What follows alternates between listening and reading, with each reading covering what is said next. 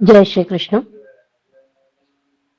गुरुर्ब्रह्मा गुरुर्विष्णुः गुरुर्देवो महेश्वरः गुरुः साक्षात् परब्रह्म तस्मै श्री गुरवे नमः। कृष्णाय वासुदेवाय हरये परमात्मने प्रणतक्लेशनाशाय गोविन्दाय नमो नमः। नमामि सद्गुरुं शान्तं सच्चिदानन्दविग्रहं पूर्णब्रह्मपरानन्दम् ईशमानन्दिवल्लभम्। ॐ पार्थाय प्रतिबोधितां भगवता नारायणेन स्वयं व्यासेन ग्रथितां पुराणमुनिना मध्ये महाभारतम् अद्वैतामृतवर्षिणीं भगवतीम् अष्टादशाध्यायिनीम् अम्ब त्वामनुसन्दधामि भगवद्गीते भवद्वेषिणीम्। नमोऽस्तु ते व्यासविशालबुद्धे फुल्लारविन्दाय तपत्रनेत्र येन त्वया भारततैलपूर्णः प्रज्वालितो ज्ञानमयः प्रदीपः प्रपन्नपारिजाताय स्तोत्रवेत्रैकपाणये ज्ञानमुद्राय कृष्णाय गीतामृतदुहे नमः। नारायणं नमस्कृत्य नरं चैव नरोत्तमं देवीं सरस्वतीं व्यासं ततो जयमुदीरये। जय श्री कृष्ण। वन पर्व हम देख रहे हैं। कल हमने देखा कि कैसे युधिष्ठिर ने सूर्य की स्तुति की थी और सूर्य से उन्हें अक्षय पात्र प्राप्त हुआ था, जिससे वो सारे ब्राह्मण जो उनके साथ आए थे उनको वो भोजन दे सके। और सूर्य का बहुत सुंदर सूर्य के 108 नाम और फिर युधिष्ठिर ने की हुई सूर्य की स्तुति, ये सारा हमने कल देखा था। आगे देखेंगे। अथ चतुर्थोध्यायः विदुर जी का धृतराष्ट्र को हित की सलाह देना और धृतराष्ट्र का रुष्ट होकर महल में चला जाना। वैशंपायन जी कहते हैं, जन्मेजय, जब पांडव वन में चले गए तब प्रज्ञाचक्षु अंबिकानंदन राजा धृतराष्ट्र मन ही मन संतप्त हो उठे। उन्होंने अगाध बुद्धि धर्मात्मा विदुर को बुलाकर स्वयं सुखद आसन पर बैठे हुए उनसे इस प्रकार कहा। धृतराष्ट्र बोले, विदुर, तुम्हारी बुद्धि शुक्राचार्य के समान शुद्ध है। तुम सूक्ष्म से सूक्ष्म श्रेष्ठ धर्म को जानते हो, सूक्ष्म से सूक्ष्म श्रेष्ठ धर्म को जानते हो। तुम्हारी सबके प्रति समान दृष्टि है और कौरव तथा पांडव सभी तुम्हारा सम्मान करते हैं। अतः मेरे तथा इन पांडवों के लिए जो हितकर कार्य हो वह मुझे बताओ। विदुर, ऐसी दशा में अब हमारा जो कर्तव्य हो वह बताओ। ये पुरवासी कैसे हम लोगों से प्रेम करेंगे? तुम ऐसा कोई उपाय बताओ जिससे ये पांडव हम लोगों को तुम ऐसा कोई उपाय बताओ जिससे वे पांडव हम लोगों को जड़ मूल सहित उखाड़ न फेंके। तुम अच्छे कार्यों को जानते हो, अतः हमें ठीक ठीक कर्तव्य का निर्देश करो। विदुर जी ने कहा, नरेंद्र, धर्म, अर्थ और काम, ये तीनों की प्राप्ति का मूल कारण धर्म ही है। धर्म, अर्थ और काम, इन तीनों की प्राप्ति का मूल कारण धर्म ही है। धर्मात्मा पुरुष इस राज्य की जड़ भी धर्म को ही बतलाते हैं। अतः महाराज, आप धर्म के मार्ग पर स्थिर रहकर यथाशक्ति अपने तथा पांडु के सब पुत्रों का पालन कीजिए। शकुनी आदि पापात्माओं ने द्यूत सभा में उस धर्म के साथ विश्वासघात किया, क्योंकि आपके पुत्र ने सत्य प्रतिज्ञ कुंती नंदन युधिष्ठिर को बुलाकर उन्हें कपट पूर्वक पराजित किया है। गुरुराज, दुरात्माओं द्वारा पांडवों के प्रति किए हुए इस दुर्व्यवहार की शांति का उपाय मैं जानता हूँ, जिससे आपका पुत्र दुर्योधन पाप से मुक्त हो लोक में भलीभांति प्रतिष्ठा प्राप्त करे। आपने पांडवों को जो राज्य दिया था वह सब उन्हें मिल जाना चाहिए। राजा के लिए वह सबसे बड़ा धर्म है कि वह अपने धन से संतुष्ट रहे, दूसरे के धन पर लोभ भरी दृष्टि न डाले। राजा के लिए सबसे बड़ा धर्म यह है कि वह अपने धन से संतुष्ट रहे, दूसरे के धन पर लोभ भरी दृष्टि न डाले। ऐसा कर लेने पर आपके यश का नाश नहीं होगा। भाइयों में फूट फूट नहीं होगी और आपको धर्म की भी प्राप्ति होगी। आपके लिए सबसे प्रमुख कार्य यह है कि पांडवों को संतुष्ट करे और शकुनी का तिरस्कार करे। राजन, ऐसा करने पर भी यदि आपके पुत्रों का भाग्य शेष होगा तो उनका राज्य उनके पास रह जाएगा। अतः आप शीघ्र ही यह काम कर डालिए। महाराज, यदि आप ऐसा न करेंगे तो कौरव कुल का निश्चय ही नाश हो जाएगा। क्रोध में भरे हुए भीमसेन अथवा अर्जुन अपने शत्रुओं की सेना में किसी को जीवित नहीं छोड़ेंगे। अस्त्र विद्या में निपुण सव्यसाची अर्जुन, जिनके जिनके योद्धा है, संपूर्ण लोकों को सारभूत गांडीव जिनका धनुष है, तथा अपने बाहुबल से सुशोभित होने वाले भीम से जिनकी ओर से युद्ध करने वाले हैं, उन पांडवों के लिए संसार में ऐसी कौन सी वस्तु है जो प्राप्त न हो सके। आपके पुत्र दुर्योधन के जन्म लेते ही उस समय जो हित की बात न जान पड़ी, वह मैंने पहले ही बता दी थी। मैंने साफ कह दिया था कि आपका यह पुत्र समस्त कुल का अहित करने वाला है। अतः इसको त्याग दीजिए। परंतु आपने मेरी उत्तम और सात्विक सलाह के अनुसार कार्य नहीं किया। राजन, इस समय भी मैंने जो आपको यह आपके हित की बात बताई है, यदि उसे आप नहीं करेंगे तो आपको बहुत पश्चाताप करना पड़ेगा। यदि आपका पुत्र दुर्योधन प्रसन्नता पूर्वक पांडवों के साथ एक राज्य बनाने की बात मान ले तो आपको पश्चाताप नहीं होगा, प्रसन्नता ही प्राप्त होगी। यदि दुर्योधन आपकी बात न माने तो समस्त कुल को सुख पहुंचाने के लिए आप अपने उस पुत्र पर नियंत्रण कीजिए। इस प्रकार अहितकारक दुर्योधन को काबू में करके आप पांडुपुत्र युधिष्ठिर को राज्य पर अभिषिक्त कर दीजिए। इस प्रकार अहितकारक दुर्योधन को काबू में करके आप पांडुपुत्र युधिष्ठिर को राज्य पर अभिषिक्त कर दीजिए, क्योंकि वे अजात शत्रु है, उनका किसी से राग या द्वेष नहीं है। राजन, वे ही इस पृथ्वी का धर्मपूर्वक पालन करेंगे। महाराज, यदि ऐसा हुआ तो भूमंडल के समस्त राजा राजा वैश्यों की भांति उपहार ले हम कौरवों की सेवा में शीघ्र उपस्थित होंगे। राजराजेश्वर दुर्योधन, शकुनी तथा सूत पुत्र कर्ण प्रेम पूर्वक पांडवों को अपनावे। दुशासन भरी सभा में भीमसेन तथा द्रौपदी से क्षमा मांगे और आप युधिष्ठिर को भली भांति सांत्वना दे सम्मान पूर्वक इस राज्य पर बिठा दीजिए। गुरुराज, आप आपने हित की बात पूछी है तो मैं इसके सिवा और क्या बताऊं। यह सब कर लेने पर आप कृतकृत्य हो जाएंगे। धृतराष्ट्र ने कहा, विदुर, तुमने यहाँ सभा में पांडवों के तथा मेरे विषय में जो बात कही है वो पांडवों के लिए तो हितकर है, पर मेरे पुत्रों के लिए अहितकारक है। अतः यह सब मेरा मन स्वीकार नहीं करता है। इस समय तुम जो कुछ कह रहे हो, इससे यह भलीभांति निश्चय होता है कि तुम पांडवों के हित के लिए ही यहाँ आए थे। तुम्हारे आज के व्यवहार से मैं समझ गया कि तुम मेरे हितैषी नहीं हो। मैं पांडवों के लिए अपने पुत्रों को कैसे त्याग दूं? मैं पांडवों के लिए अपने पुत्रों को कैसे त्याग दूं? इसमें संदेह नहीं है कि पांडव भी मेरे पुत्र है, पर दुर्योधन साक्षात मेरे शरीर से उत्पन्न हुआ है। समता की ओर दृष्टि रखते हुए भी कौन किसको ऐसी बातें कहेगा कि तुम दूसरे के हित के लिए अपने शरीर का त्याग कर दो। विदुर, मैं तुम्हारा अधिक सम्मान करता हूँ, किंतु तुम मुझे सब कुटिलता पूर्ण सलाह दे रहे हो। अब तुम्हारी जैसी इच्छा हो, चले जाओ या रहो, तुमसे मेरा कोई प्रयोजन नहीं है। उल्टा स्त्री को कितनी ही सांत्वना दी जाए, वो स्वामी को त्याग ही देती है। वैशंपायन जी कहते हैं, जन्मेजय ऐसा कहकर राजा धृतराष्ट्र सहसा उठकर महल के भीतर चले गए। तब विदुर ने यह कहकर कि अब इस कुल का नाश अवश्यंभावी है, जहाँ पांडव थे जहाँ पांडव थे वहां चले गए। विदुर जी जहाँ पांडव थे वहां चले गए। इति श्री महाभारते वन पर्वणि अरण्य पर्वणि विदुर वाक्य प्रत्याख्याने चतुर्थोऽध्यायः।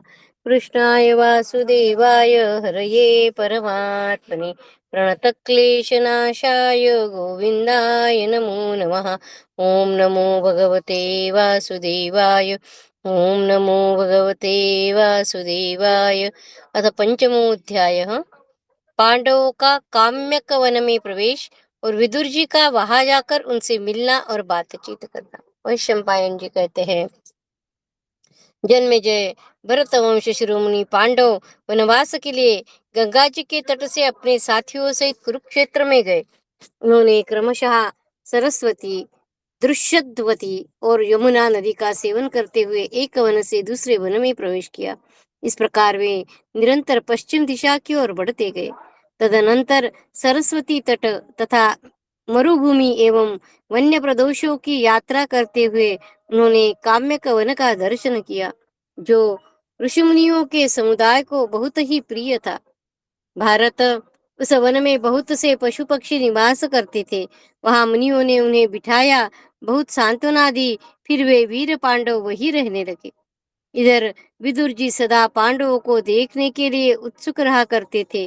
वे एकमात्र रथ के द्वारा काम्यक वन में गए, जो वनोचित संपत्तियों से भरा पूरा था।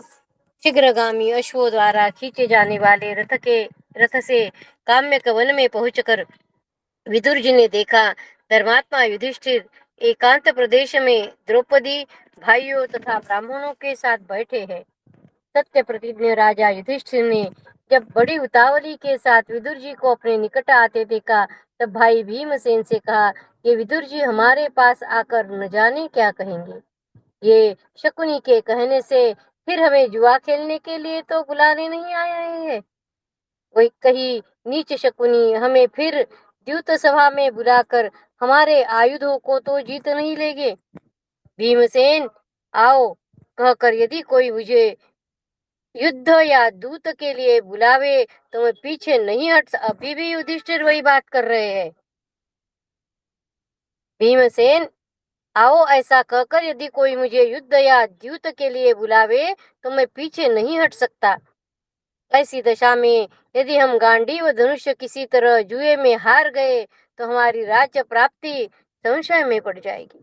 वैशंपायन जी कहते हैं, राजन, तदनंतर सब पांडवों ने उठकर विदुर जी की अगवानी की।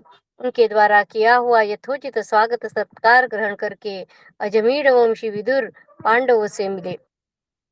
विदुर जी के आदर सत्कार पाने पर नरश्रेष्ठ पांडवों ने उनसे वन में आने का कारण पूछा। उनके पूछने पर विदुर ने भी अंबिकानंदन राजा धृतराष्ट्र ने जैसा बर्ताव किया था वह सब विस्तार पूर्वक कह सुनाया। विदुर जी बोले, अजात शत्रु, राजा धृतराष्ट्र ने मुझे अपना रक्षक समझकर बुलाया और मेरा आदर करके कहा, विदुर, आज की परिस्थिति में समभाव रखकर तुम ऐसा कोई उपाय बताओ जो मेरे और पांडवों के लिए हितकर हो। तब मैंने भी ऐसी बातें बताई जो सर्वथा उचित तथा कौरव वंश एवं धृतराष्ट्र के लिए भी हितकर और लाभदायक थी। वह बात उनको नहीं रुची और मैं उसके सिवा दूसरी कोई बात उचित नहीं समझता था। पांडवों, मैंने दोनों पक्षों के लिए परम कल्याण की बात बताई थी, परंतु अंबिकानंदन महाराज धृतराष्ट्र ने मेरी वह बात नहीं सुनी। जैसे रोगी को हितकर भोजन अच्छा नहीं लगता, उसी प्रकार राजा धृतराष्ट्र को मेरी कही हुई हितकर बात भी पसंद नहीं आई। अजात शत्रु, जैसे श्रोत्रिय के घर की दुष्टा स्त्री श्रेय के मार्ग पर नहीं लाई जा सकती, उसी प्रकार राजा धृतराष्ट्र को कल्याण के मार्ग पर लाना असंभव है। जैसे कुमारी कन्या को 60 वर्ष का बूढ़ा पति अच्छा नहीं लगता, उसी प्रकार भरत श्रेष्ठ धृतराष्ट्र को मेरी कही हुई बात निश्चय ही नहीं रुचती। राजन, राजा धृतराष्ट्र कल्याणकारी उपाय नहीं ग्रहण करते। अतः अतः यह निश्चय जान पड़ता है कि कौरव कुल का विनाश अवश्यंभावी है। जैसे कमल के पत्ते पर डाला हुआ जल नहीं ठहर सकता, उसी प्रकार कही हुई हितकर बात राजा धृतराष्ट्र के मन में स्थान नहीं पाती है। उस समय राजा धृतराष्ट्र ने कुपित होकर मुझसे कहा, जिस पर तुम्हारी श्रद्धा हो वही चले जाओ। अब मैं इसी राज्य अथवा नगर का पालन करने के लिए तुम्हारी सहायता नहीं चाहता। धृतराष्ट्र ने विदुर से कहा, इस प्रकार राजा धृतराष्ट्र ने मुझे त्याग दिया है, अतः मैं तुम्हें उपदेश देने के लिए आया हूँ। मैंने सभा में जो कुछ कहा था और पुनः इस समय जो कुछ कह रहा हूँ, वह सब तुम धारण करो। जो शत्रुओं द्वारा दुस्सह कष्ट दिए जाने पर भी क्षमा करते हुए अनुकूल अवसर की प्रतीक्षा करता है, तथा जिस प्रकार थोड़ी सी आग को भी लोग घास फूस के द्वारा प्रज्वलित करके बढ़ा लेते हैं, वैसे ही जो मन को वश में रखकर अपनी शक्ति और सहायकों को बढ़ाता है, वह अकेला ही सारी पृथ्वी का उपभोग करता है। राजन, जिसका धन सहायकों के लिए बटा नहीं है, अर्थात जिसके धन को सहायक भी अपना ही समझकर भोगते हैं, उसके दुख में भी वे सब लोग हिस्सा बांटते हैं।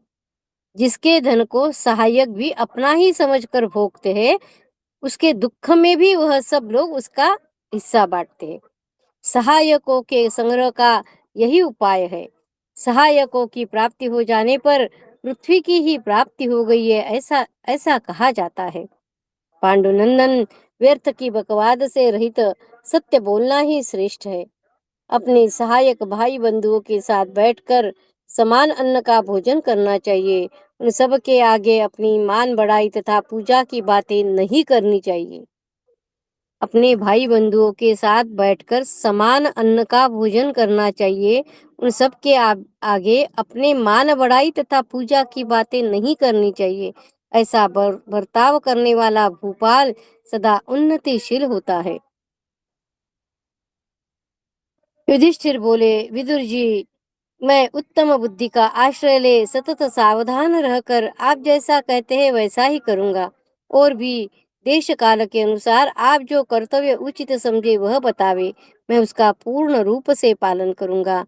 इति श्री महाभारते वन पर्वणि अरण्य पर्वणि विदुर निर्वासे पंचमोऽध्यायः।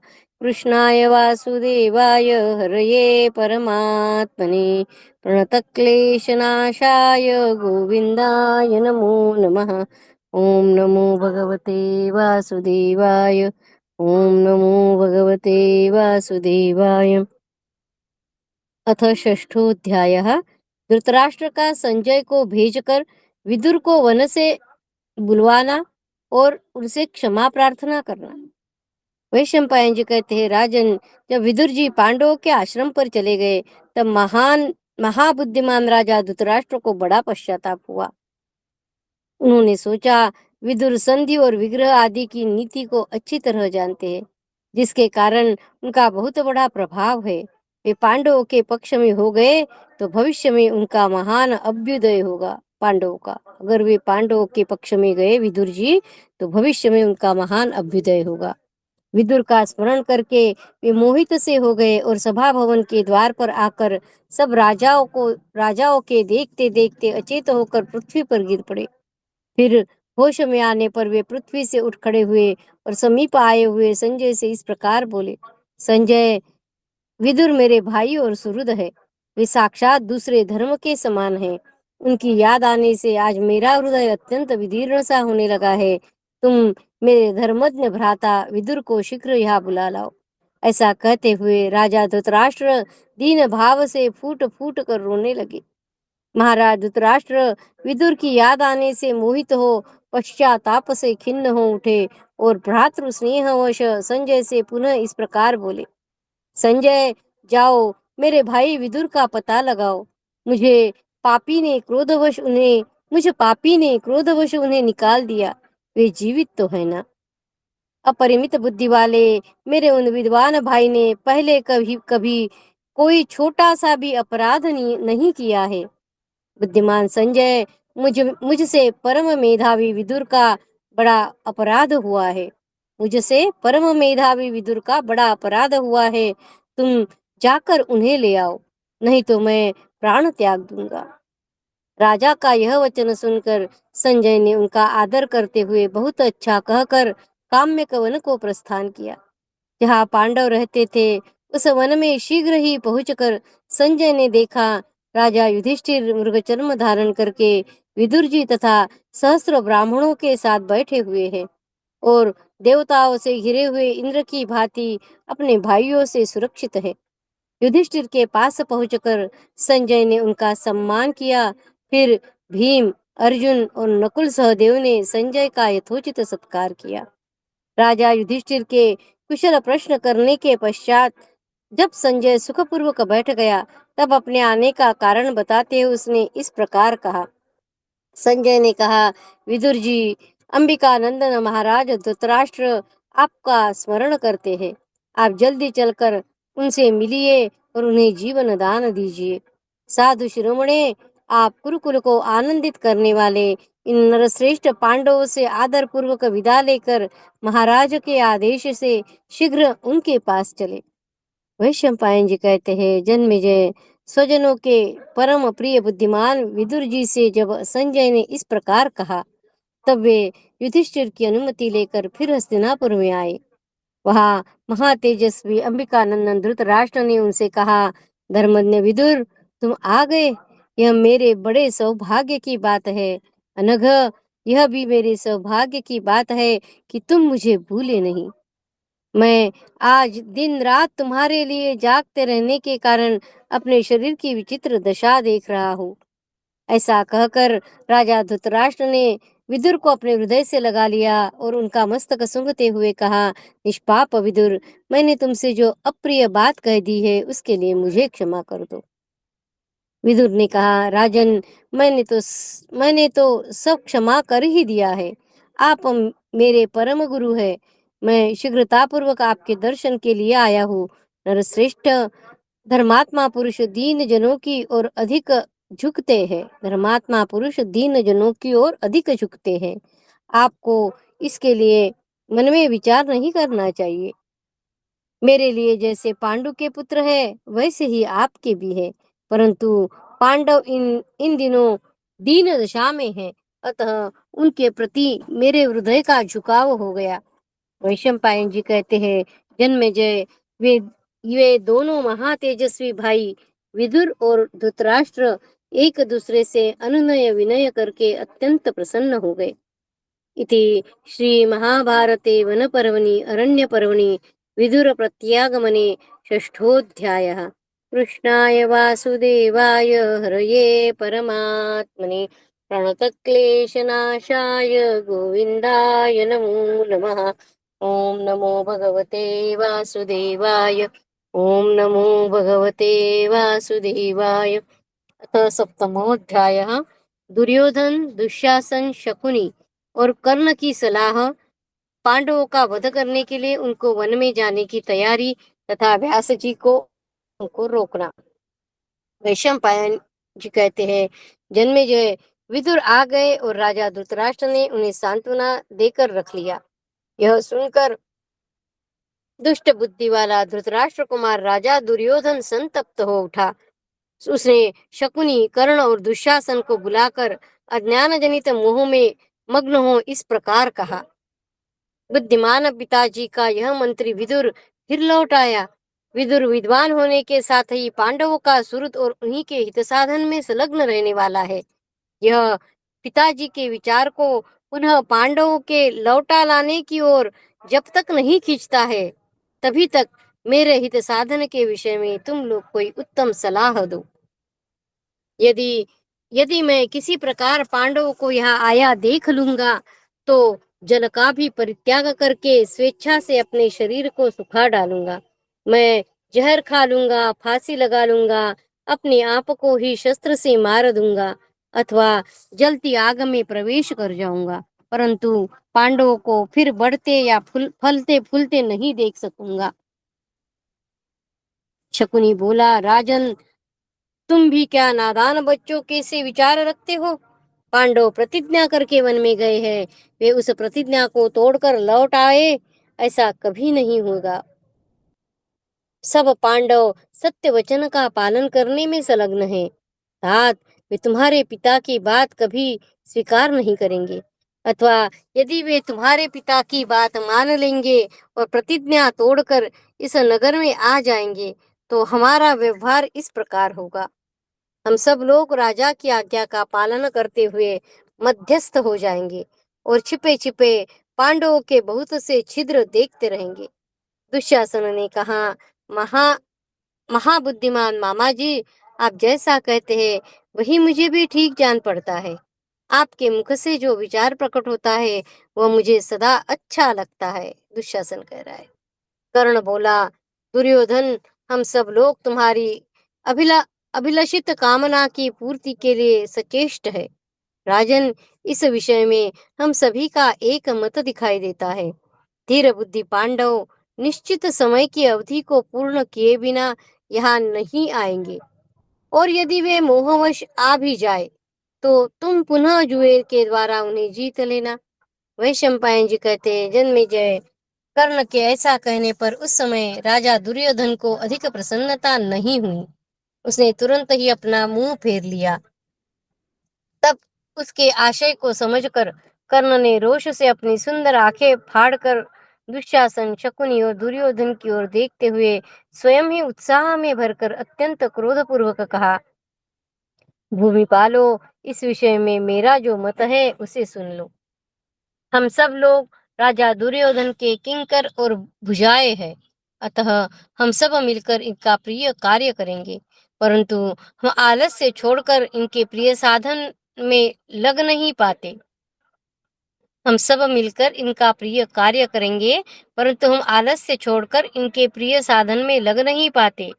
मेरी राय है कि हम कवच पहनकर अपने अपने रथ पर आरूढ़ हो अस्त्र शस्त्र लेकर वनवासी पांडवों को मारने के लिए एक साथ उन पर धावा करें। कर्ण कह रहा है, अब वे सभी मरकर शांत हो जाए और अज्ञात गति को अर्थात परलोक को पहुंच जाए, तब धृतराष्ट्र के पुत्र तथा हम सब लोग सारे झगड़ों से दूर हो जाएंगे।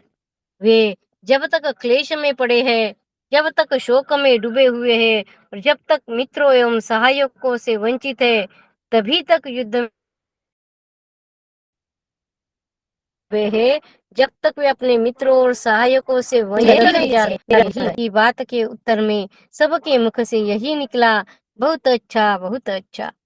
इस प्रकार आपस में बातचीत करके रोष और जोश में भरे हुए वे सब पृथक पृथक रथों पर बैठकर पांडवों के वध का निश्चय करके एक साथ नगर से बाहर निकले। उन्हें वन की ओर प्रस्थान करते जान शक्तिशाली महर्षि शुद्धात्मा श्री कृष्ण द्वैपायन व्यास दिव्य दृष्टि से सब कुछ देखकर सहसा वहां आए।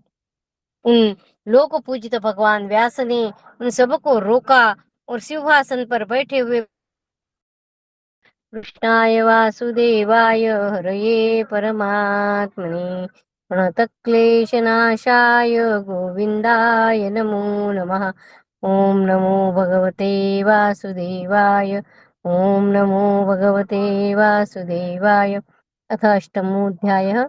व्यास जी का धृतराष्ट्र से दुर्योधन के अन्याय को रोकने के लिए अनुरोध। व्यास जी ने कहा, महाप्राज्ञ धृतराष्ट्र, तुम मेरी बात सुनो। मैं तुम्हें समस्त कौरवों के हित की उत्तम बात बताता हूँ। महाबाहो, पांडव लोग जो वन में भेजे गए हैं, यह मुझे अच्छा नहीं लगा है। दुर्योधन आदि ने उन्हें छल पूर्वक जुए में हराया है। वे 13 वर्ष पूर्ण होने पर अपने को दिए हुए क्लेश याद करके कुपित हो कौरवों पर विष उगलेंगे, अर्थात विष के समान घातक अस्त्र शस्त्रों का प्रहार करेंगे। ऐसा जानते हुए भी तुम्हारा यह पापात्मा एवं मूर्ख पुत्र क्यों सदा रोष में भरा रहकर राज्य के लिए पांडवों का वध करना चाहता है? तुम इस मूढ़ को रोको, तुम्हारा यह पुत्र शांत हो जाए। यदि इसने वनवासी पांडवों को मार डालने की इच्छा की तो यह स्वयं ही अपने प्राणों को खो बैठेगा। जैसे ज्ञानी विदुर, भीष्म, मैं कृपाचार्य, मैं यानी व्यास जी, कृपाचार्य तथा द्रोणाचार्य है, वैसे ही साधु स्वभाव तुम भी हो। महाप्राज्ञ, स्वजनों के साथ कलह अत्यंत निंदित माना गया है। व्यास जी कह रहे हैं कि स्वजनों के साथ कलह अत्यंत निंदित माना गया है। वह अधर्म एवं अयश को बढ़ाने वाला है। अयश। अतः राजन, तुम स्वजनों के साथ कलह में न पड़ो। पांडवों के प्रति इस दुर्योधन का जैसा विचार है, यदि उसकी उपेक्षा की गई, उसका शमन न किया गया, तो उसका यह विचार महान अत्याचार की सृष्टि कर सकता है। अथवा तुम्हारा यह मंद बुद्धि पुत्र अकेला ही दूसरे किसी सहायक को लिए लिए बिना पांडवों के साथ वन में जाए। मनुजेश्वर, यहाँ वहां पांडवों के संसर्ग में रहने से तुम्हारे पुत्र के प्रति उनके हृदय में स्नेह हो जाए। पांडवों के संसर्ग में रहने से तुम्हारे पुत्र के प्रति उनके हृदय में स्नेह हो जाए, तो तुम आज ही कृतार्थ हो जाओगे। किंतु महाराज, जन्म के समय किसी वस्तु का जैसा स्वभाव बन जाता है, वह दूर नहीं होता है, भले ही वह वस्तु अमृत ही क्यों न हो। यह बात मेरे सुनने में आई है, अथवा इस विषय में भीष्म, द्रोण, विदुर या तुम्हारी क्या सम्मति है? यह जो उचित हो वह कार्य पहले करना चाहिए, उसी से तुम्हारे प्रयोजन की सिद्धि हो सकती है। इति श्री महाभारते वन पर्वणि अरण्य पर्वणि वा व्यासव्याख्ये अष्टमोऽध्यायः। कृष्णाय वासुदेवाय हरये परमात्मने प्रणतक्लेशनाशाय गोविन्दाय नमो नमः। ॐ नमो भगवते वासुदेवाय। ॐ नमो भगवते वासुदेवाय। अथ नवमोऽध्याय। व्यास जी के द्वारा सुरभि और इंद्र के उपाख्यान का वर्णन तथा उनका पांडवों के प्रति दया दिखलाना। धृतराष्ट्र ने कहा, भगवान, यह जुए का खेल मुझे भी पसंद नहीं था। मुने, मैं तो ऐसा समझता हूँ कि विधाता ने मुझे बलपूर्वक खींच कर इस कार्य में लगा दिया। भीष्म, द्रोण और विदुर को भी यह द्यूत का आयोजन अच्छा नहीं लगा था। गांधारी भी नहीं चाहती थी कि जुआ खेला जाए, परंतु मैंने मोहवश सबको जुए में लगा दिया। भगवान, मैं यह जानता हूँ कि दुर्योधन अविवेकी है, तो भी पुत्र स्नेह के कारण मैं उसका त्याग नहीं कर सकता। धृतराष्ट्र कह रहा है कि मैं जानता हूँ कि दुर्योधन अविवेकी है, तो भी पुत्र स्नेह के कारण मैं उसका त्याग नहीं कर सकता। व्यास जी बोले, राजन विचित्र वीर्य नंदन, तुम ठीक कहते हो। हम अच्छी तरह जानते हैं कि पुत्र परम प्रिय वस्तु है। पुत्र से बढ़कर संसार में और कुछ भी नहीं है। सुरभि ने पुत्र के लिए आंसू बहाकर इंद्र को भी यह बात समझाई थी। कथा बताकर कह रहे हैं, सुरभि ने पुत्र के लिए आंसू बहाकर इंद्र को भी यह बात समझाई थी, जिससे वह वे अन्य समृद्धशाली पदार्थों से संपन्न होने पर भी पुत्र से बढ़कर दूसरी किसी वस्तु को नहीं मानते थे। इस विषय में मैं तुम्हें एक परम उत्तम इतिहास सुनाता हूँ, जो सुरभि तथा इंद्र के संवाद के रूप में है। राजन, पहले की बात है, गो माता सुरभि स्वर्ग लोक में जाकर फूट फूट कर रोने लगी। इंद्र को उस पर बड़ी दया आई। इंद्र ने पूछा, शुभे, गो माता सुरभि, शुभे, तुम क्यों इस तरह रो रही हो? देवलोक वासियों की कुशल तो है ना? मनुष्य तथा गौओं में तो सब लोग कुशल से है ना? तुम्हारा यह रोदन किसी अल्प कारण से नहीं हो सकता। सुरभि ने कहा, देवेश्वर, आप लोगों की अवनति नहीं दिखाई देती। इंद्र, मुझे तो अपने पुत्र के लिए शोक हो रहा है, इसी से मैं रोती हूँ। देखो इस नीच किसान को देखो इस नीच किसान को, जो मेरे दुर्बल बेटे को बार बार कोड़े से पीट रहा है, और वह हल से जूत कर अत्यंत पीड़ित हो रहा है। सुरेश्वर, वह तो विश्राम के लिए उत्सुक होकर बैठ रहा है, और वह किसान उसे डंडे मारता है। सुरभि गौ माता है, भाई उसका पुत्र यानी बैल जैसे वृषभ, तो उसके बारे में वो कह रही है, वह तो विश्राम के लिए उत्सुक होकर बैठ रहा है, वह किसान उसे डंडे मारता है। यह देखकर मुझे अपने बच्चे के प्रति बड़ी दया हो आई है, और मेरा मन उद्विग्न हो उठा है। वह दो बैलों में से एक तो बलवान है, जो भारयुक्त जुए को खींच सकता है, परंतु दूसरा निर्बल है, प्राण शून्य सा जान पड़ता है। वह इतना दुबला पतला हो गया है कि उसके सारे शरीर में फैली हुई नाड़ियां दिख रही है।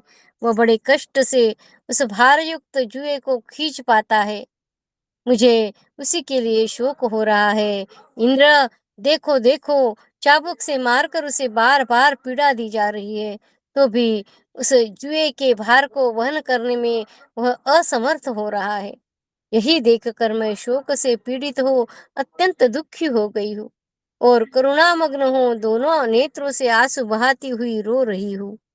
इंद्र ने कहा, कल्याणी, तुम्हारे तो सहस्त्र पुत्र इसी प्रकार पीड़ित हो रहे हैं, फिर तुमने एक ही पुत्र के मार खाने पर यह इतनी करुणा क्यों दिखाई है? तुम्हारे तो सहस्त्र पुत्र इसी प्रकार पीड़ित हो रहे हैं, फिर तुमने एक ही पुत्र के मार खाने पर यह इतनी करुणा क्यों दिखाई है?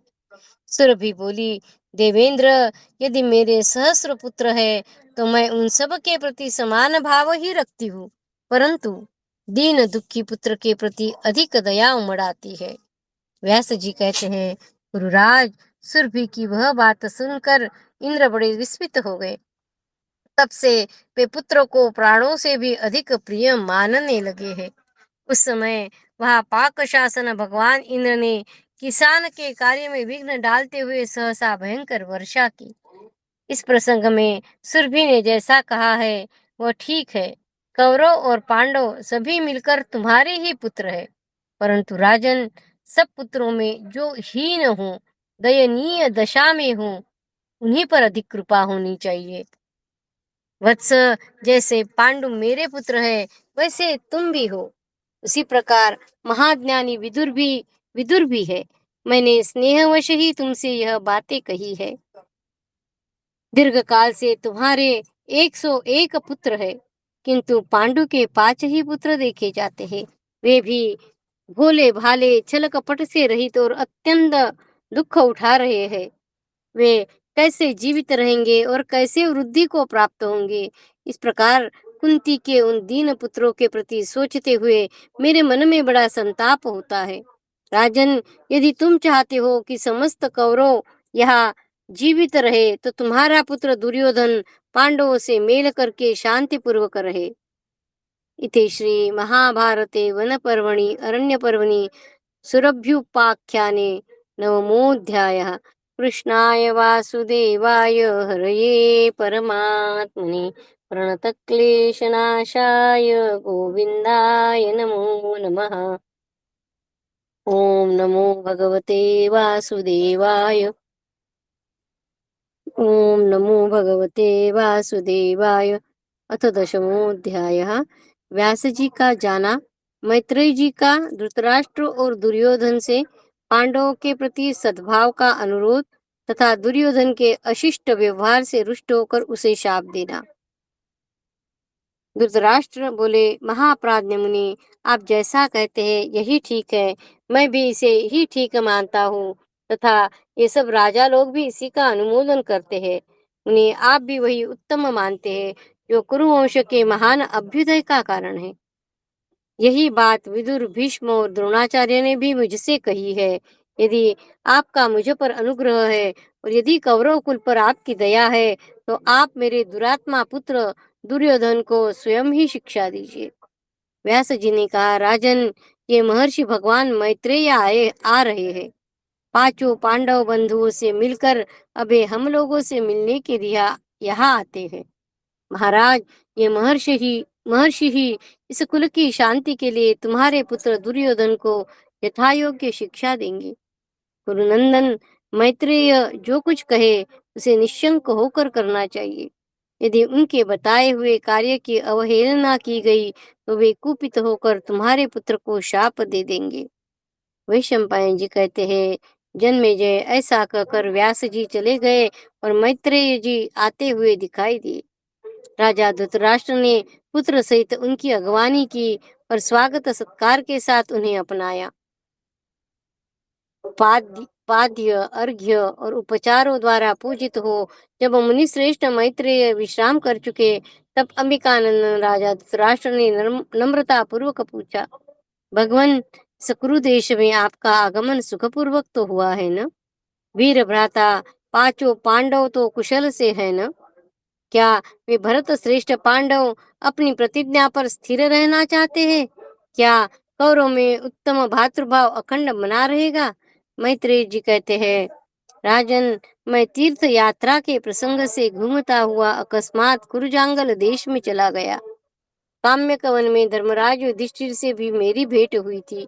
प्रभु, जटा और मृगचर्म धारण करके तपोवन में निवास करने वाले उन महात्मा धर्मराज को देखने के लिए वहां बहुत से मुनि पधारे थे। महाराज, वही मुने मैंने सुना कि तुम्हारे पुत्रों की बुद्धि भ्रांत हो गई है। वे द्यूत रूपी अनीति में प्रवृत्त हो गए और इस प्रकार जुए के रूप में उनके ऊपर बड़ा भारी भय उपस्थित हो गया है। यह सुनकर मैं कौरवों की दशा देखने के लिए तुम्हारे पास आया हूँ। राजन, तुम्हारे ऊपर सदा से ही मेरा स्नेह और प्रेम अधिक रहा है। मैत्रेय ऋषि कह रहे, महाराज, तुम्हारे और भीष्म के जीते जी यह उचित नहीं जान पड़ता है कि तुम्हारे पुत्र किसी प्रकार आपस में विरोध करें। महाराज, तुम स्वयं इन सब को बांध कर नियंत्रण में रखने के लिए खंबे के समान हो, फिर पैदा होते ही इस घोर अन्याय की क्यों अपेक्षा कर रहे हो? गुरुनंदन, तुम्हारी सभा में डाकुओं की भांति जो बर्ताव किया गया है, उसके कारण तुम तपस्वी मुनियों के समुदाय में शोभा नहीं पा रहे हो।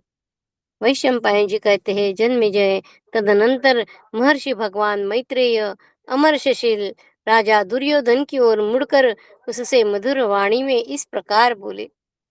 मैत्रेय जी ने कहा, महाबाहु दुर्योधन, तुम वक्ताओं में श्रेष्ठ हो। मेरी एक बात सुनो। महाभाग, मैं तुम्हारे हित की बात बता रहा हूँ। राजन, तुम पांडवों से द्रोह न करो। नरश्रेष्ठ, अपना पांडवों का, कुरुकुल का तथा संपूर्ण जगत का प्रिय साधन करो। मनुष्य में श्रेष्ठ सब पांडव शूरवीर, पराक्रमी और युद्ध कुशल है। उन सब में 10,000 हाथियों का बल है। उनका शरीर वज्र के समान दृढ़ है। वे सब के सब सत्य व्रतधारी और अपने पौरुष पर अभिमान रखने वाले हैं। इच्छा अनुसार रूप धारण करने वाले देवद्रोही हिडिंब आदि राक्षसों का तथा राक्षस जातीय किरमीर का वध भी उन्होंने ही किया है। यहाँ से रात में जब वे महात्मा पांडव चले जा रहे थे, उस समय उनका मार्ग रोककर भयंकर और पर्वत के समान विशालकाय किरमीर उनके सामने खड़ा हो गया। युद्ध की श्लाघा रखने वाले बलवानों में श्रेष्ठ भीमसेन ने उस राक्षस को बलपूर्वक पकड़कर पशु की तरह वैसे ही मार डाला जैसे व्याघ्र छोटे मृग को मार डालता है। राजन, देखो, दिग्विजय के समय भीमसेन ने उस महान धनुर्धर राजा जरासंध को भी युद्ध में मार गिराया, जिसमें 10,000 हाथियों का बल था। यह भी स्मरण रखना चाहिए कि वसुदेव नंदन भगवान श्री कृष्ण उनके संबंधी है तथा द्रुपद के सभी पुत्र उनके साले हैं। जरा और मृत्यु के वश में रहने वाला कौन मनुष्य युद्ध में उन पांडवों का सामना कर सकता है? भरत कुलभूषण, ऐसे महापराक्रमी पांडवों के साथ तुम्हें शांतिपूर्वक मिलकर ही रहना चाहिए। राजन, मेरी बात मानो, क्रोध के वश में न हो। वैशंपायन जी कहते हैं, राजन, मैत्रेय जी जब इस प्रकार कह रहे थे, उस समय दुर्योधन ने मुस्कुराकर हाथी के सूंड के समान अपनी जांघ को हाथ से ठोका और पैर से पृथ्वी को कुरेदने लगा। उस दुर्बुद्धि ने मैत्रेय जी को कुछ भी उत्तर न दिया। वह अपने मुंह को कुछ नीचा किए चुपचाप खड़ा रहा। राजन, मैत्रेय जी ने देखा दुर्योधन सुनना नहीं चाहता है। वह पैरों से धरती को कुरेद रहा है। यह देख उनके मन में क्रोध जाग उठा। फिर तो वे मुनि श्रेष्ठ मैत्रेय कोप के वशीभूत हो गए। विधाता से प्रेरित होकर उन्होंने दुर्योधन को शाप देने का विचार किया। तदनंतर मैत्रेय ने क्रोध से लाल आंखें करके जल का आचमन किया और उस दुष्ट चित्त वाले धृतराष्ट्र पुत्र को इस प्रकार शाप दिया। दुर्योधन, तू मेरा अनादर करके मेरी बात मानना नहीं चाहता है, अतः तू इस अभिमान का तुरंत फल पा ले। तेरे द्रोह के कारण बड़ा भारी युद्ध छिड़ेगा। उसमें बलवान भीमसेन अपनी गदा की चोट से तेरी जांघ तोड़ डालेंगे। उनके ऐसा कहने पर महाराज धृतराष्ट्र ने मुनि को प्रसन्न किया और कहा, भगवान, ऐसा न हो। मैत्रेय जी ने कहा, राजन, जब तुम्हारा पुत्र शांति धारण करेगा, पांडवों से वैर विरोध न करके मेल मिलाप कर लेगा, तब यह शाप इस पर लागू न होगा। यदि इसने विपरीत बर्ताव किया तो यह शाप इसे अवश्य भोगना पड़ेगा। वैशंपायन जी कहते हैं, जन्मेजय, तब दुर्योधन के पिता महाराज धृतराष्ट्र ने भीमसेन के बल का विशेष परिचय पाने के लिए मैत्रेय जी से पूछा, उन्हें भीम ने किरमिर को कैसे मारा? मैत्रेय जी ने कहा, राजन, तुम्हारा पुत्र मेरी बात सुनना नहीं चाहता है, अतः मैं तुमसे इस समय फिर कुछ नहीं कहूंगा। ये विदुर जी मेरे चले जाने पर वह सारा प्रसंग तुम्हें बताएंगे। वैशंपायन जी कहते हैं, राजन, ऐसा कहकर मैत्रेय जी जैसे आए थे वैसे ही चले गए। किरमिर वध का समाचार सुनकर उद्विग्न हो दुर्योधन भी बाहर निकल गया। इति श्री महाभारते वनपर्वणि अरण्यपर्वणि मैत्रेय शापे दशमोऽध्यायः। कृष्णाय वासुदेवाय हरये परमात्मने प्रणतक्लेशनाशाय गोविन्दाय नमो नमः। ॐ नमो भगवते वासुदेवाय। ॐ नमो भगवते वासुदेवाय। किरमिरवध पर्व अथ एकादशोध्याय। भीमसेन के द्वारा किरमिर के वध की कथा। धृतराष्ट्र ने पूछा, विदुर, मैं किरमिर वध का वृत्तांत सुनना चाहता हूँ। कहो, उस राक्षस के साथ भीमसेन की मुठभेड़ कैसी हुई? विदुर जी ने कहा, राजन, मानव शक्ति से अतीत कर्म करने वाले भीमसेन के इस भयानक कर्म को आप सुनिए, जैसे मैंने उन पांडवों के कथा प्रसंग में ब्राह्मणों से बार बार सुना है। राजेंद्र, पांडव जुए में पराजित होकर जब यहाँ से गए, तब 3 दिन और 3 रात में काम्यक वन में जा पहुंचे। आधी रात के भयंकर समय में, जबकि भयानक कर्म करने वाले नरभक्षी राक्षस विचरते रहते हैं, तपस्वी मुनि और वनचारी गोपगण भी उस राक्षस के भय से उस वन को दूर से ही त्याग देते थे। भारत, उन वन में प्रवेश करते ही वह राक्षस उनका मार्ग रोक कर खड़ा हो गया। उसकी आंखें चमक रही थी। वह भयानक राक्षस मशाल लिए आया था। अपनी दोनों भुजाओं को बहुत बड़ी करके, मुंह को भयानक रूप से फैलाकर वह उसी मार्ग को घेर कर खड़ा हो गया जिससे वे कुरुवंश शिरोमणि पांडव यात्रा कर रहे थे। उसकी 8 दाढ़ें स्पष्ट दिखाई देती थी। आंखें क्रोध से लाल हो रही थी एवं सिर के बाल ऊपर की ओर उठे हुए और प्रज्वलित से जान पड़ते थे। उसे देखकर ऐसा मालूम होता था मानो सूर्य की किरणों विद्युत मंडल और बक पंक्तियों के साथ मेघ शोभा पा रहे हो। वह भयंकर गर्जना के साथ राक्षसी माया की सृष्टि कर रहा था। सजल जलधर के समान जोर जोर से सिंहनाद करता था। उसकी गर्जना से भयभीत हुए स्थलचर पक्षी जलचर पक्षियों के साथ ची ची करते हुए सब दिशाओं में भाग चले। भागते हुए मृग, भेड़िए, भैंसे तथा रीछों से भरा हुआ वह वन उस राक्षस की गर्जना से ऐसा हो गया मानो वह वन ही भाग रहा हो। उसकी जांघों की हवा के वेग से आहत हो ताम्रवर्ण के पल्लव रूपी बाहों द्वारा सुशोभित दूर की लताएं भी मानो वृक्ष से लिपटी जाती थी। उसी समय बड़ी प्रचंड वायु चलने लगी। उसकी उड़ाई हुई धूल से आच्छादित हो आकाश के तारे भी अस्त व्यस्त हो गए से जान पड़ते थे। जैसे पांचों इंद्रियों को अकस्मात अतुलित शोकावेश प्राप्त हो जाए, उसी प्रकार पांचों पांडवों को वह तुलना रहित महान शत्रु सहसा उनके पास आ पहुंचा। फिर पांडवों को उस राक्षस का पता नहीं था। उसने दूर से ही पांडवों को कृष्ण मृगचर्म धारण किए आते देख मैनाक पर्वत की भांति उस वन के प्रवेश द्वार को घेर लिया। उस अदृष्ट पूर्व राक्षस के निकट पहुंचकर कमल लोचना कृष्णा ने भयभीत हो अपने दोनों नेत्र बंद कर लिए। दुशासन के हाथों से खुले हुए उसके केश सब और बिखरे हुए थे। वह 5 पर्वतों के बीच में पड़ी हुई नदी की भांति व्याकुल हो उठी।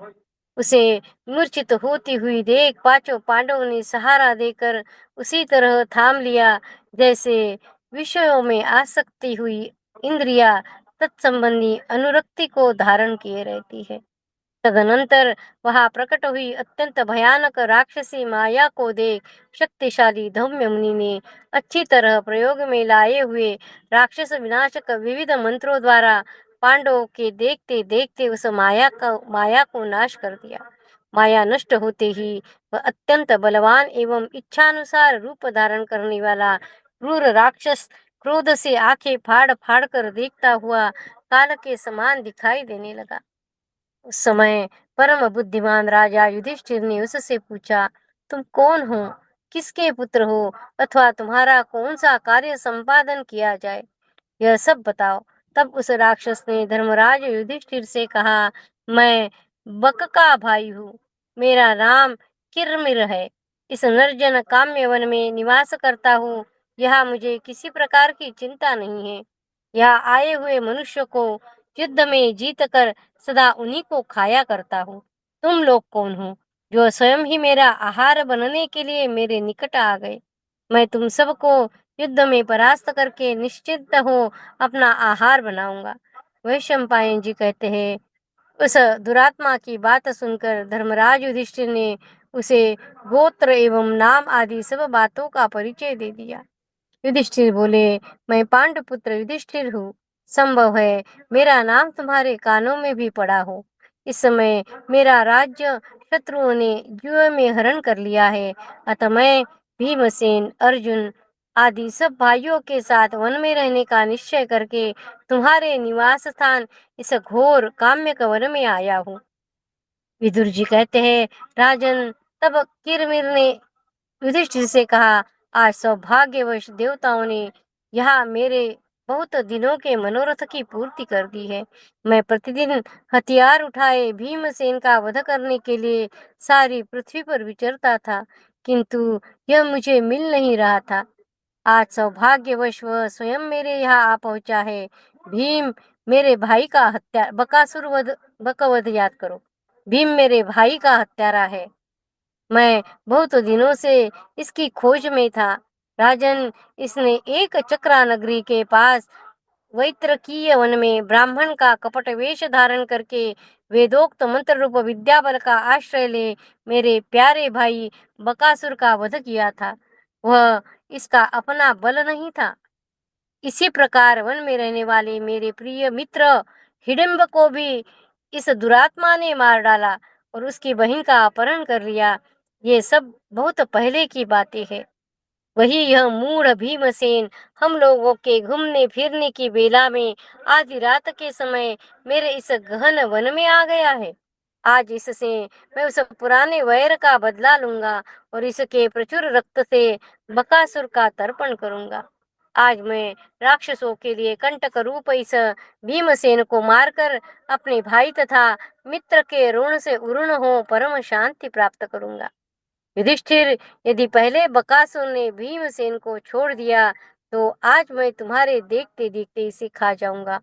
जैसे महर्षि अगस्त्य ने वातापी नामक महान राक्षस को खाकर पचा लिया, उसी प्रकार मैं भी इस महाबली भीम को मारकर खा जाऊंगा और पचा लूंगा। उसके ऐसा कहने पर धर्मात्मा एवं सत्य प्रतिज्ञ युधिष्ठिर ने कुपित हो उस राक्षस को फटकारते हुए कहा, ऐसा कभी नहीं हो सकता। तदनंतर महाबाहु भीमसेन ने बड़े वेग से हिलाकर एक 10 व्याम लंबे वृक्ष को उखाड़ लिया और उसके पत्ते झाड़ दिए। 10 व्याम यानी क्या बताया है? दोनों भुजाओं को दोनों ओर फैलाने पर एक हाथ की उंगलियों के सिर से दूसरे हाथ की उंगलियों के सिरे तक जितनी दूरी होती है उसे व्याम कहते हैं। दोनों हाथ फैल दिए तो एक उंगली से लेके दूसरी उंगली तक जितना है उसको एक व्याम कहते हैं। वैसे 10 व्याम बोला है उन्होंने। यही पुरुष प्रमाण है। इसकी लंबाई लगभग 3.5 हाथ की होती है। इधर विजय अर्जुन ने भी पलक मारते मारते उस गांडीव धनुष पर प्रत्यंचा चढ़ा दी, जिसे वज्र को भी पीस डालने का गौरव प्राप्त था। भारत भीमसेन ने अर्जुन को रोक दिया और मेघ के समान गर्जना करने वाले उस राक्षस पर आक्रमण करते हुए कहा, अरे खड़ा रह, खड़ा रह। ऐसा कहकर अत्यंत क्रोध में भरे हुए बलवान पांडुनंदन भीम ने वस्त्र से अच्छी तरह अपनी कमर कस ली, हाथ से हाथ रगड़ लिए, दांतों से ओठ चबाते हुए वृक्ष को ही आयुध बनाकर बड़े वेग से उसकी तरफ दौड़े और जैसे इंद्र वज्र का प्रहार करते हैं उसी प्रकार यमदंड के समान उस भयंकर वृक्ष को राक्षस के मस्तक पर उन्होंने बड़े जोर से दे मारा। तो भी वह निशाचर युद्ध में अविचल भाव से खड़ा दिखाई दिया। तत्पश्चात उसने भी प्रज्वलित वज्र के समान जलता हुआ काठ भीम के ऊपर फेंका, परंतु योद्धाओं में श्रेष्ठ भीम ने उस जलते काठ को अपने बाएं पैर से मारकर इस तरह फेंका कि वह पुनः उस राक्षस पर ही जा गिरा। फिर तो किरमिर ने भी सहसा एक वृक्ष उखाड़ लिया और क्रोध में भरे हुए दंडपानी यमराज की भांति उस युद्ध में पांडुकुमार भीम पर आक्रमण किया। जैसे पूर्व काल में स्त्री की अभिलाषा रखने वाले वाली और सुग्रीव दोनों भाइयों में भारी युद्ध हुआ था, उसी प्रकार उन दोनों का वह वृक्ष युद्ध उनके वृक्षों का विनाशक था। दोनों का वह वृक्ष युद्ध वन के वृक्षों का विनाशक था। जैसे दो मत वाले गजराज मस्तक पर पड़े हुए कमल पत्र क्षण भर में छिन्न भिन्न होकर बिखर जाते हैं, वैसे ही उन दोनों के मस्तक पर पड़े हुए वृक्षों के अनेक टुकड़े हो जाते थे। वहां उस महान वन में बहुत से वृक्ष मुंज के भांति जर्जर हो गए थे। वे फटे चिथड़ों की तरह इधर उधर फैले हुए सुशोभित होते थे। भरत श्रेष्ठ, राक्षस राज किरमिर और मनुष्यों में श्रेष्ठ भीमसेन का वह वृक्ष युद्ध 2 घड़ी तक चलता रहा। तदनंतर राक्षस ने कुपित हो एक पत्थर की चट्टान लेकर युद्ध में खड़े हुए भीमसेन पर चलाई। भीम उसके प्रहार से जड़वत हो गए। वे शिला के आघात से जड़वत हो रहे थे। उस अवस्था में वह राक्षस भीमसेन की ओर उसी तरह दौड़ा जैसे राहु अपनी भुजाओं से सूर्य की किरणों का निवारण करते हुए उन पर आक्रमण करता है। वे दोनों वीर परस्पर भिड़ गए और दोनों दोनों दोनों को खींचने लगे। दो रुष्ट पुष्ट सांडों की भांति परस्पर भिड़े हुए उन दोनों योद्धाओं की बड़ी शोभा हो रही थी। नख और दाढ़ों से ही आयुध का काम लेने वाले दो उन्मत्त व्याघ्रों की भांति उन दोनों में अत्यंत भयंकर एवं घमासान युद्ध छिड़ा हुआ था। दुर्योधन के द्वारा प्राप्त हुए तिरस्कार से तथा अपने बाहुबल से भीमसेन का शौर्य एवं अभिमान जाग उठा था। इधर द्रौपदी भी प्रेमपूर्ण दृष्टि से उनकी ओर देख रही थी, अतः वे उस युद्ध में उत्तरोत्तर उत्साहित हो रहे थे। उन्होंने अमरश में भरकर सहसा आक्रमण करके दोनों भुजाओं से उस राक्षस को उसी तरह पकड़ लिया जैसे मतवाला गजराज गंड स्थल से मद की धारा बहाने वाले दूसरे हाथी से भिड़ जाता है। उस बलवान राक्षस ने भी भीमसेन को दोनों भुजाओं से पकड़ लिया। तब बलवानों में श्रेष्ठ भीमसेन ने उसे बलपूर्वक दूर फेंक दिया। युद्ध में उन दोनों बलवानों की भुजाओं की रगड़ से बांस के फटने के समान भयंकर शब्द हो रहा था। जैसे प्रचंड वायु अपने वेग से वृक्ष को झकझोर देती है, उसी प्रकार भीमसेन ने बलपूर्वक उछलकर उसकी कमर पकड़ ली और उस राक्षस को बड़े वेग से घुमाना आरंभ किया। बलवान भीम की पकड़ में आकर वह दुर्बल राक्षस अपनी शक्ति के अनुसार उनसे छूटने की चेष्टा करने लगा।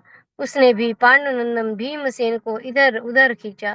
तदनंतर उसे थका हुआ देख भीमसेन ने अपनी दोनों भुजाओं से उसे उसी तरह कस लिया जैसे पशु को डोरी से बांध देते हैं।